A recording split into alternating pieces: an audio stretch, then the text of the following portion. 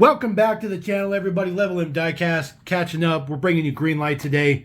Hauled this stuff in a little bit ago, taking a little bit to get here. Did pop up right before the gathering, so I do apologize how long it's taken to bring it to the channel. We're just going to roll through a whole smorgasbord of Greenlight editions. We're going to do this one, 1969 Plymouth GTX. This is from Barret Jackson Series 9. This is the only one from the mix going in the collection. As you guys know, I did haul the whole thing, but the rest will go into the business selling side of things. Norman Rockwell. This is series number 4. 1984 Chevy M1008. Digging the military stuff from Greenlight. You know, it's not super military. You know, it's basically just square body style, but this one looks pretty good. Pretty good. And it is very, very different than Battalion 64, so very excited to crack that one up.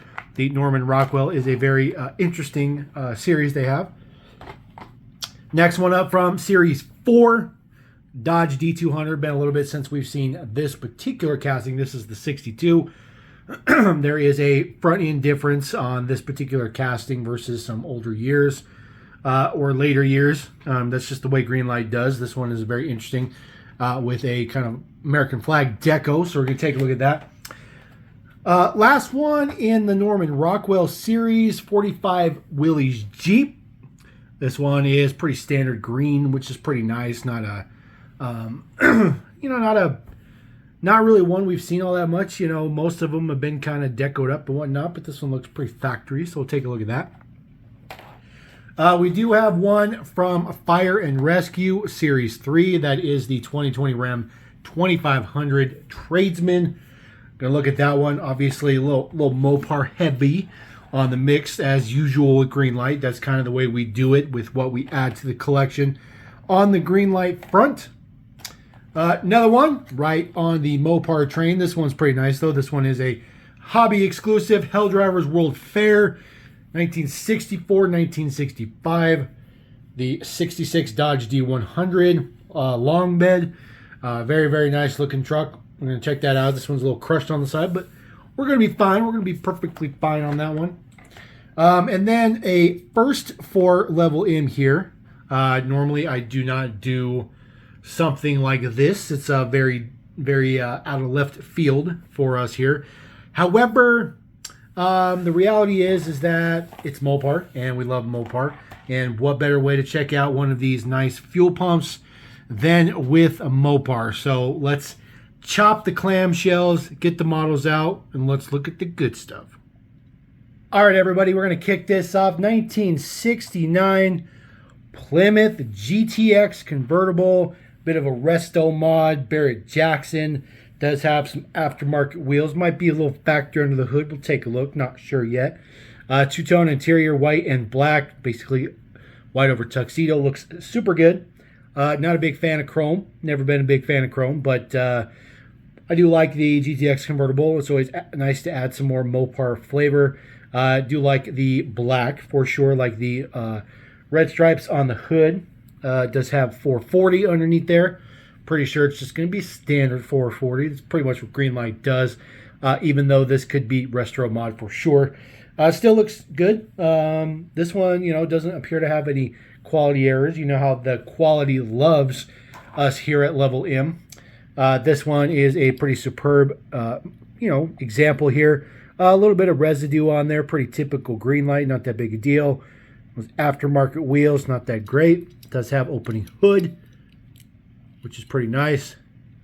Just your standard 440 in Hemi orange. Let that rotate just a second on there. Looking good.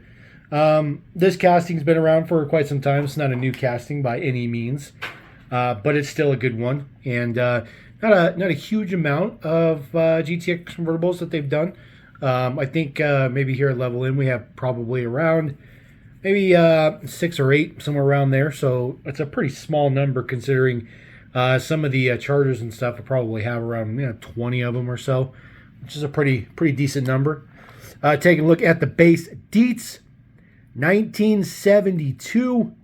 So not a super low number. Too bad it was in 1969. That would have been freaking sweet. But nonetheless, not 1969. And then just some details on the front. It says Plymouth with your Barret Jackson plate. Do something that's not Mopar flavored just for a moment. As a matter of fact, it's pretty much the only non-Mopar in here. We're going to do some square body love, essentially. 1984 Chevy M1008 military transport with the canopy top on. It looks really good. Does have a window piece in there for the back. Very nice. It's not camo. It's actually, I feel like it's actually kind of sprayed up to be basically like a rusted patina sort of look. Kind of like it's a little beat up. It's been around the block a few times, something like that. Well, which is all right. Which is all right. I do like the black wheels, though. Of course, looks good. Offsets. It has military status for sure. There is some blueprint on there. We'll take a look at that and see what that says. Canopy is, of course, plastic for sure. And the canopy does... Oh, it actually does come off. Okay. I was going to be like, oh, it doesn't come off. But there you go. So it actually does come off, which is pretty nice, because then you can check it out. One thing that this truck does not do is the hood does not open. That is for sure. They changed the hoods out for trim levels, which is pretty nice. Some print on the side there. Looks like just some military number type stuff. Very, very difficult to read that against the, rusted patina of the finish. More numbers on the other side in the back. Scoot this guy around. It looks okay. It's a truck. It's military. So there's the numbers in the back. USA W26114. Some tow hooks in the back. Does not come with a tow hitch, but it is marked up for one. Let's see what we got here on the bottom. It is going to be etched. So 4538, pretty high number. Pretty high number, but Norman Rockwell's a pretty high produced set. So this just pops right in the bed.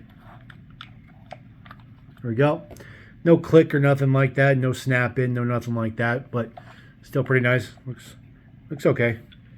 Definitely has that military beat up look to the outside of it.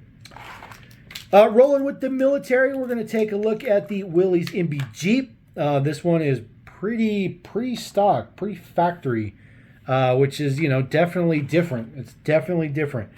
Used to seeing this decoed up with a star on the hood and all that good stuff like that. This is pretty low-key military style. I think it looks really, really good, though. Of course, it's still military green. Of course, this casting is fantastic. It is a separate chassis versus the body. Exactly what you would expect from a Jeep. I like the simplicity of this one. I like the simplicity. This one doesn't do anything. The windshield doesn't fold down or anything like that. Just rolls around. That's it. Just rolls around. Simple black seats in there as well. Looks pretty good. This is probably something you'd see, restored status, kind of sort of. This is kind of how you'd see it, showing up at a maybe Barret Jackson auction or something like that. Just some simple deets in the front. 42-inch MR2. Take a look at our base deets.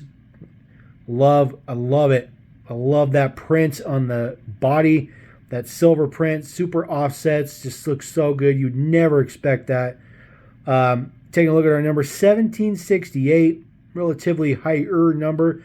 This guy is marked up for a trailer hitch, as you can see. He actually is in a trailer series that is going to be coming up pretty soon on the channel. So we'll take a look at that guy. Finishing up, Norman Rockwell, 1962 Dodge D100. Full-on American flag deco style, looking patriotic, of course. I like how they separated the roof to be the stars. You got the stripes running down. They kind of don't carry into the bed. I think this is a really nice look. Very interesting yellow wheels, kind of an interesting offset. But I like it. It's different. It's very different. This is one of the, kind of not so desirable era of Dodge truck. The 4 headlight version is kind of you know, when we get to the next one with the single headlights, they're definitely more popular, I guess you could say. It's not necessarily it's not sought after, just not as popular. Would love to have either one personally myself, which would be fantastic. This is the short bed. I do like this casting, you know, with its little character line right there at the back of the bed. Looks really good where it just dips down. Just simple tampos on it. Looks very, very good. Very nice tampo on the front. Does say Dodge on the hood. The hood, which does open. So we'll pop the hood open. Very large piece. Motor down in there, look pretty good. Old school air cleaner in silver. Give him a little bit of a rotate with the hood up, just so you guys can check out what it looks like. I always like to show that off. You know, it's pretty cool.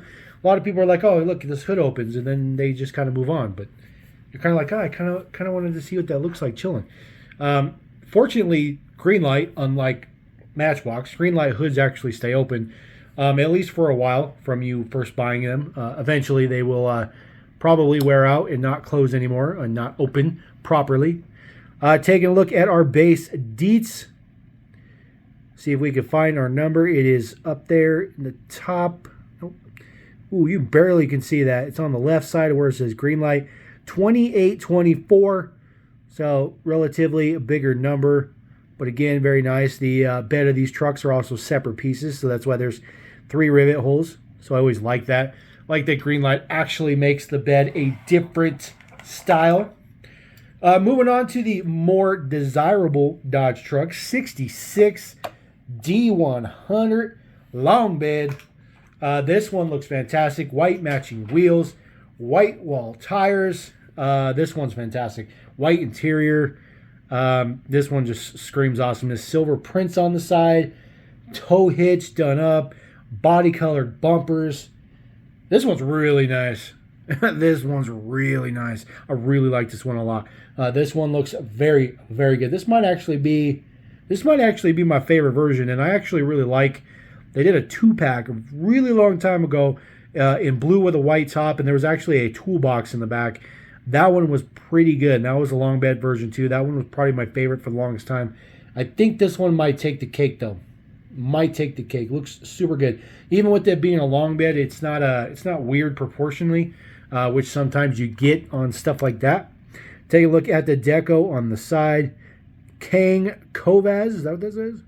King Kovaz. Dodge builds tough trucks. You're darn right they do. Take a look at the tampo on the side. JK Productions. World's Fair Held Drivers.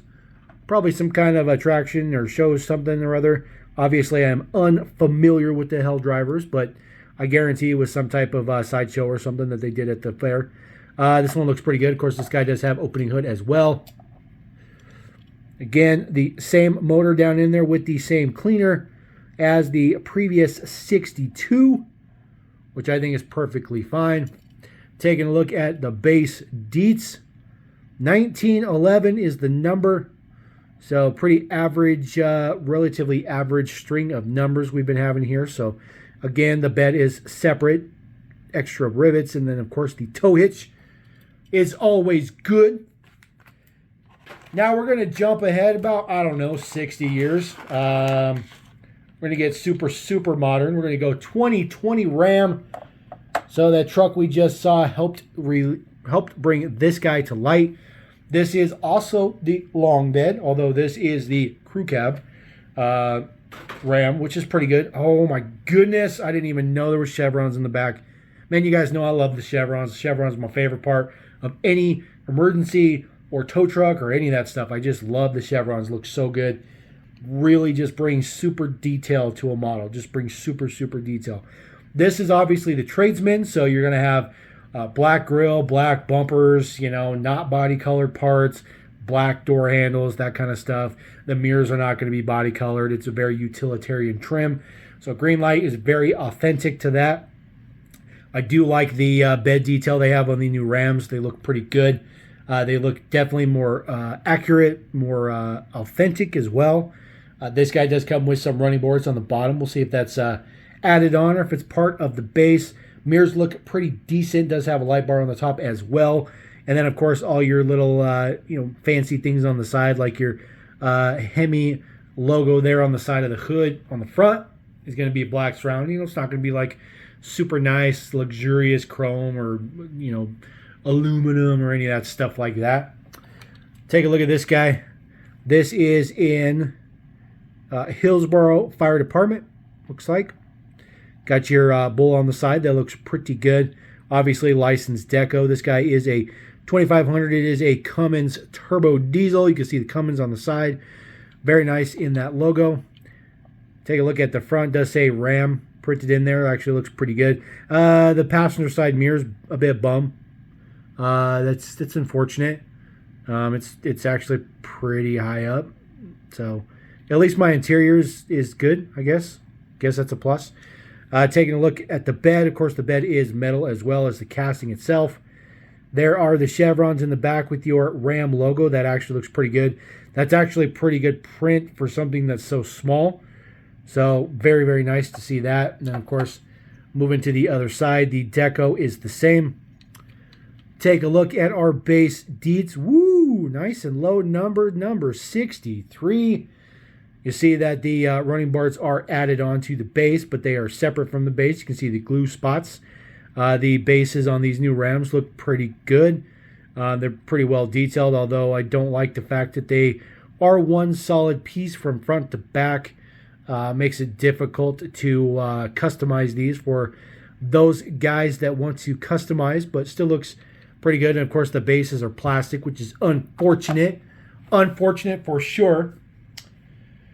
All right, we're going to take a look at the gas pump is what we're going to finish up with. This guy is, a big item. So we're going to move our rotator guy right out the way. And then we're just going to take a look at the fuel pump because the fuel pump just kind of takes up the spot. It is all metal, solid metal, the whole thing, except for even the top's metal.